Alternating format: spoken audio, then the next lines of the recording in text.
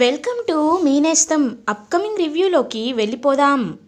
ప్రేమ్కి వచ్చిన court notices చూసి రమాదేవి రోజా చాలా హ్యాపీగా ఫీల్ అవుతారు.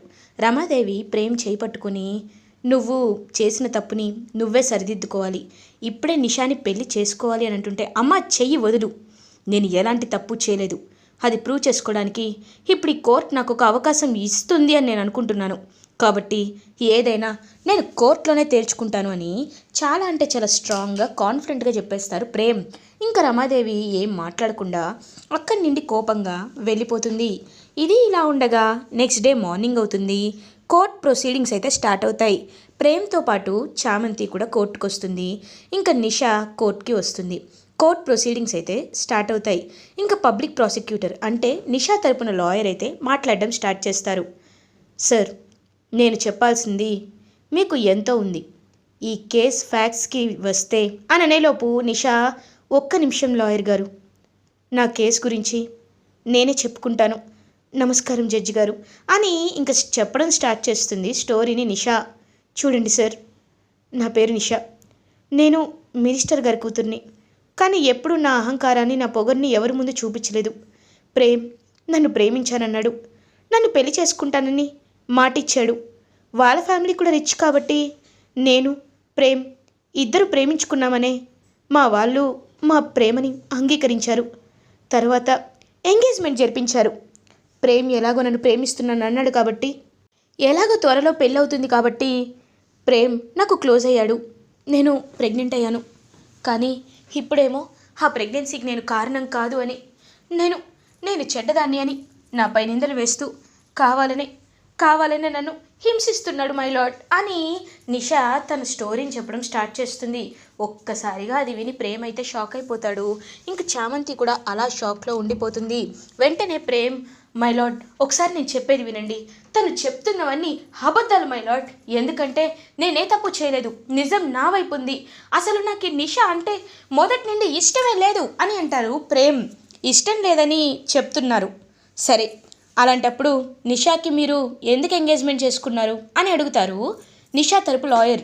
ఇంక ప్రేమ్ అంటే మా అమ్మ అని అనేసరికి, ఓకే అమ్మగారి పరువు పోకూడదని చేసుకున్నాను అంటున్నారు, సరే ఎంగేజ్మెంట్ చేసుకున్నారు, మరి తర్వాత మీకు ఇష్టం లేనప్పుడు బ్యాచిలర్స్ పార్టీలో ఎందుకు తన్ని రూమ్ దగ్గర డ్రాప్ చేశారు అని అడుగుతాడు.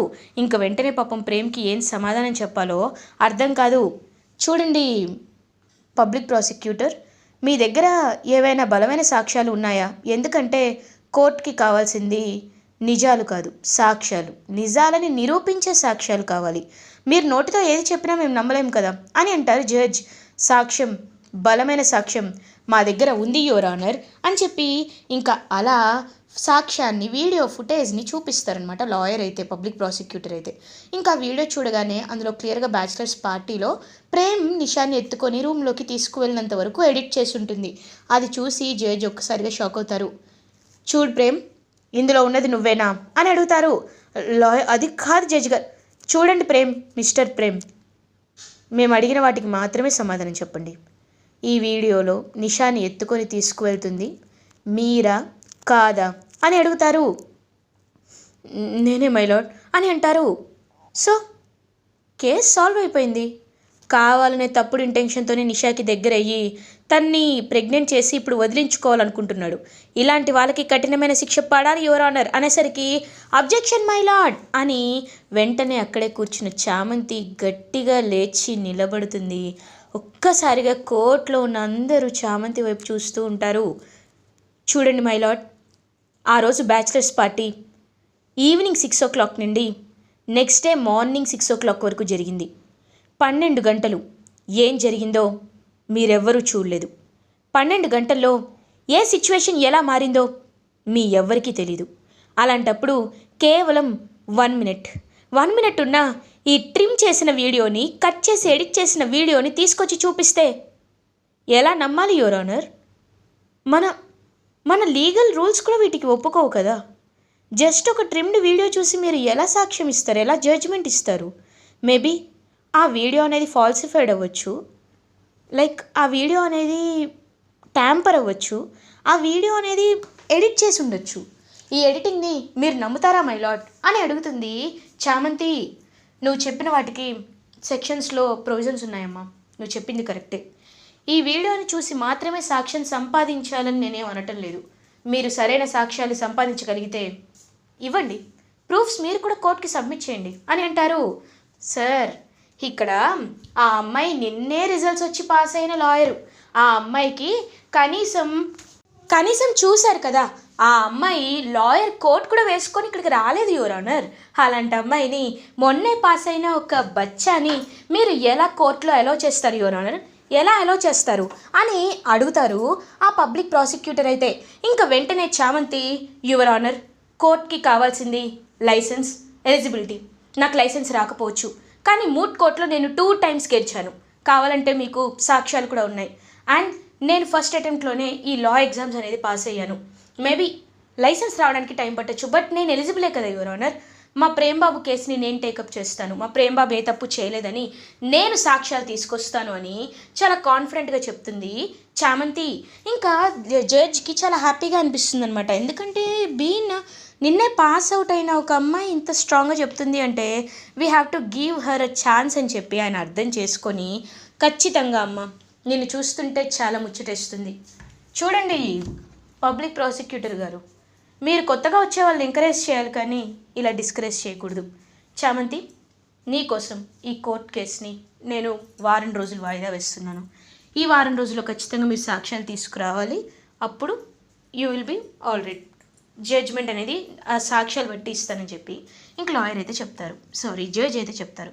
So this court is a join అని చెప్పేసి అక్కడిని వెళ్ళిపోయేసరికి అలా ఇంకా చామంతి ప్రేమ్ దగ్గరికి వచ్చి, బాబు మీరేం కంగారు పడకండి, మీకు నేనున్నాను బాబు, నేను ఎలా అయినా సాక్ష్యాలు సంపాదిస్తానని పాపం చామంతి మాట ఇచ్చేసరికి చామంతిని హక్ చేసుకుంటాడు ప్రేమ్. నిజంగా ఎవరు నాకు తోడుగా రానప్పుడు నువ్వే నాకు అన్నీ అవుతున్నావు చామ్ అని పాపం చాలా అంటే చాలా ఎమోషనల్ అవుతాడు అనమాట ప్రేమ్. బాబు, మీరు ఏమనుకున్నా ఎన్ననుకున్నా మీరు ఎలాంటి తప్పు చేయలేదని నాకు తెలుసు బాబు, తెలుసు, మీరేం కంగారు పడకండి బాబు అని పాపం చామంతి అయితే ఇంకా అలా ధైర్యం చెప్తుంది ప్రేమ్కి. ఇది ఇలా ఉండగా మార్నింగ్ అవుతుంది. చామంతి ప్రేమ్ ఇద్దరు ఆలోచించుకుంటూ ఉంటారు.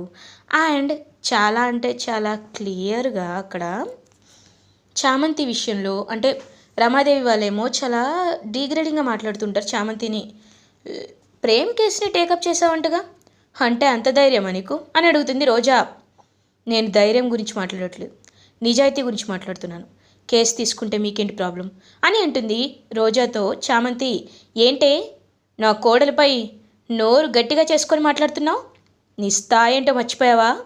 లా ఎగ్జామ్ పాస్ అయినంత మాత్రాన నువ్వు బిల్డింగ్లోకి వెళ్ళిపోతాను, ఆకాశంలోకి ఎగిరిపోతాను అనుకుంటున్నావా ఏంటి?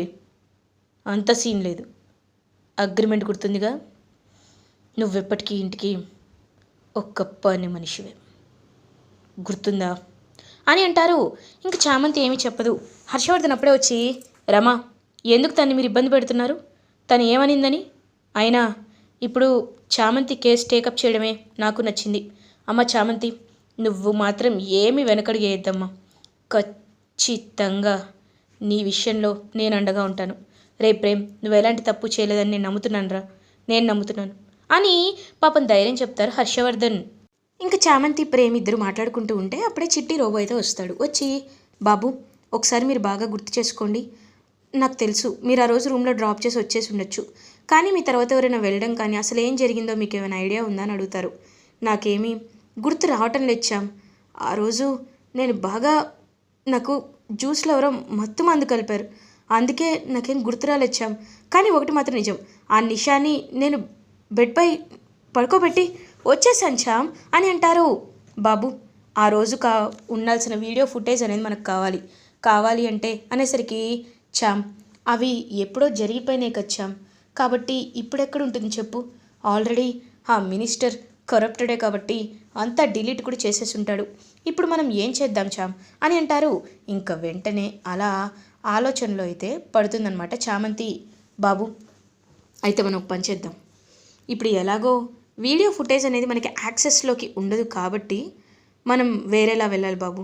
మనకి తెలిసిన ఫ్రెండ్స్ అందరి విషయంలో మనం ఏం చేయాలంటే అసలు ఆ రోజు బ్యాచిలర్స్ పార్టీకి ఎవరెవరు వచ్చారు, ఎవరెవరు ఎలా ఉన్నారనే విషయాలన్నీ మనం తెలుసుకోవాలి. మనకి హెల్ప్ చేసే మన ఫ్రెండ్స్ ఎవరైనా వస్తే వాళ్ళ ద్వారా ఆ రోజు ఏం జరిగిందో వాళ్ళకి ఏమైనా గుర్తుందో లేదో కూడా తెలుసుకోవచ్చు అని చెప్పి ఇంకా ఒక్కొక్కరిని అయితే ఇన్వెస్టిగేట్ చేయడం అయితే స్టార్ట్ చేస్తారు. లైక్ ఒక్కొక్క ఫ్రెండ్ని కలిసి ఇంకా అలా అందరి విషయంలో ఎంతో హ్యాపీగా వెతుకుతారు. వెతికేసరికి ఒక్కసారిగా ఇంకా రాజేష్ అయితే కనబడతాడు. రాజేష్ని చూస్తూ ఉంటారనమాట చామంతి. చామంతి, నువ్వు లా ఎగ్జామ్స్ పాస్ అయ్యావంట కదా, నాకు చాలా అంటే చాలా హ్యాపీగా ఉంది చామంతి అని అంటారు. Thank you so much Rajesh, కానీ నేను నీకు ఒక విషయాన్ని అడగాలి అనుకుంటున్నాను. ఆ రోజు బ్యాచిలర్స్ పార్టీలో నువ్వు కూడా ఉన్నావు కదా, నువ్వు డ్రింక్ చేసావు కదా, మరి నీకేమైనా గుర్తుందంటావా అని అడుగుతుంది. ఎందుకు గుర్తులేదు?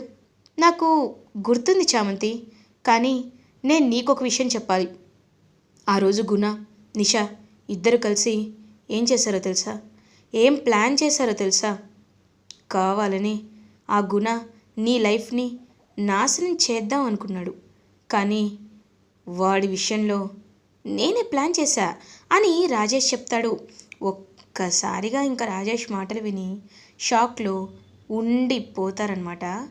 వెంటనే అంటే ఇదంతా అనేసరికి అవును, నిన్ను అదిగో అక్కడ ఉన్న ఆ గుణాన్ని కలపడానికే ఈ ప్లాన్ చేసింది ఆ నిషా.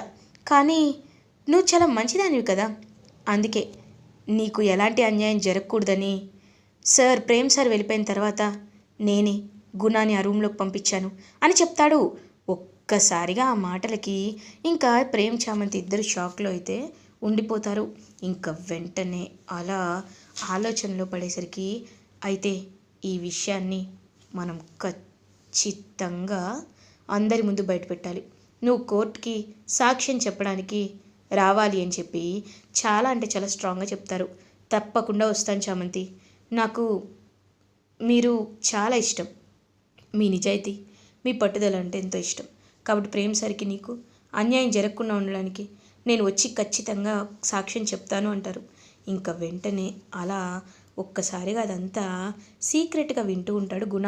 ఎందుకంటే ఇలా చామంతి ఎప్పుడైతే సాక్ష్యం సంపాదించడానికి నాకు టైం కావాలి సార్ అని జడ్జి నీ కోర్టులో అడిగిందో అప్పుడే నిషా చామంతి గురించి చెప్పడానికి గుణకి కాల్ చేస్తుంది. కాల్ చేసి నువ్వు ఆ చామంతి ప్రేమిని మాత్రం వదిలిపెట్టద్దురా, వాళ్ళు ఎక్కడికి వెళ్తున్నా ఖచ్చితంగా వాళ్ళు నువ్వు ఫాలో అని చెప్పేసరికి ఇంకా అలా ఫాలో అయ్యి వెళ్ళి ఇంత పెద్ద నిజాన్ని హీ విల్ బీ నోన్ తెలుసుకుంటాడు. తెలుసుకొని ఒక్కసారిగా రే రాజేష్, ఏంటి వెళ్తావా, వెళ్ళి కోర్టులో సాక్ష్యం చెప్తావా, నిషాకి నాకు పెళ్ళి చేసేలా చేస్తావా? నో నో నో, రేపు నీ పరిస్థితి ఏంటో ఆలోచించుకోరా అని క్రూయల్గా నవ్వుకుంటూ ఉంటాడు గుణ. ఇది ఇలా ఉండగా మార్నింగ్ అవుతుంది. చామంతి ప్రేమిద్దరూ కోర్టుకి రీచ్ అవుతారు. ఇంకా కోర్ట్ స్టార్ట్ అవ్వడానికి కేవలం 20 minutes మాత్రమే టైం ఉంటుంది and 1 week time will be completed. So చామంతి వాళ్ళు రాజేష్ కోసం ఎదురు చూస్తూ ఉంటారు. బట్ రాజేష్ ఎక్కడ కనిపించడు. ఇదేంటి రాజేష్ ఇంకా రాలేదు అని చెప్పి రాజేష్ కోసమే వెయిట్ చేస్తూ ఉంటే, బాబు నాకెందుకో కాస్త మనసంతా కీడు శంకిస్తుంది బాబు అని అంటుంది. నువ్వు చెప్తుంటే నాకు అదే అనిపిస్తుంది చామ్, చూద్దాం, ఒకవేళ రాజేష్కి కాల్ చేస్తాను అని చెప్పి రాజేష్కి కాల్ చేస్తారు. కాల్ ఏమో స్విచ్డ్ ఆఫ్. ఇంటికి వెళ్ళి చూస్తారు. ఇంటికి వెళ్ళి చూసేసరికి ఇల్లు లాక్ చేసి ఉంటుంది. వాచ్మెన్ ఏమో ఆల్రెడీ బయలుదేరారు బాబు అని చెప్తారు. అలాంటప్పుడు రాజేష్ ఎక్కడికి వెళ్ళినట్టు అని ఆలోచిస్తూ ఉంటే రాజేష్ని గుణ అయితే కిడ్నాప్ చేస్తాడు. కిడ్నాప్ చేసి ఒక ప్లేస్లో దాచిపెడతాడు. నువ్వు ఇక్కడే చావరో అని చెప్తూ ఉంటే, రే గుణ, నీలాంటి వాడిని ఎలా అయినా చట్టం ఖచ్చితంగా శిక్షించాలరా అని అంటాడు. రే ఓవర్ యాక్షన్ చేయకు, మర్యాదగా మూసుకొనుండు అని చెప్పి ఇంకా అలా హ్యాపీగా కిడ్నాప్ చేసి కూర్చుంటాడనమాట గుణ అయితే. అప్పుడే కరెక్ట్గా ఇంకా చామంతి ప్రేమ ఇద్దరు అక్కడికి వస్తారు. ఆ డోర్ని ఒక్కసారిగా పగల కొట్టి ఇంకా వెంటనే లోపలికి వెళ్ళి ఆ గుణగాడి కాళ్ళు చేతులు కట్టేసి ఇంకా వాడి చెయ్యి మెలితిపి టప్ప టప్ప టప్ప కొడతాడనమాట ప్రేమ్. ఈలోపు చామంతి ఏమో ఆ రాజేష్ని విడిపిస్తుంది. విడిపించిన తర్వాత అలా ఇంకా ఇద్దరు కలిసి వెంటనే రాజేష్ని కాపాడుతారు. గుణానే లాక్ చేసేస్తారు. లాక్ చేసి, రేయ్ నువ్వు అయిపోయావు అని చెప్పి ఇంకా అలా వెంటనే అక్కడి నుండి రాజేష్ని తీసుకొని వెళ్ళిపోతారు. వెళ్ళిపోయిన తర్వాత కోర్టులో రాజేష్ని తీసుకువెళ్ళి వీడియో ఫుటేజ్ ద్వారా కూడా క్లియర్గా అన్నీ సబ్మిట్ చేస్తారు. అప్పుడు నిషా అబద్ధం ఆడుతుంది అని, తన ప్రెగ్నెన్సీకి కారణం గుణ అని స్ట్రాంగ్ సాక్ష్యం అయితే దొరుకుతుంది.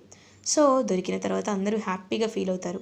ప్రేమ్ తన నిర్దోషం నిరూపించుకున్నాడు కాబట్టి ఎంతో అంటే ఎంతో హ్యాపీగా అక్కడి బయటకు వస్తారు. ఇంకా చామంతి అలా తన ఫస్ట్ కేస్ని సక్సెస్ఫుల్గా హ్యాపీగా కంప్లీట్ చేస్తుంది.